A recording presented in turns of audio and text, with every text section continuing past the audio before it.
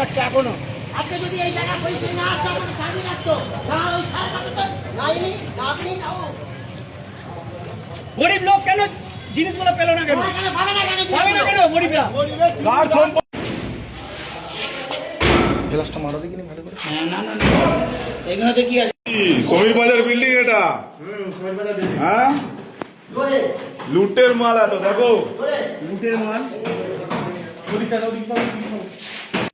এত বছর ধরে লোকের সময় অসময়ে সময়ে কিভাবে ত্রিপল নষ্ট করে রেখেছে, লক্ষ লক্ষ টাকা সরকারি কিভাবে জিনিসকে নষ্ট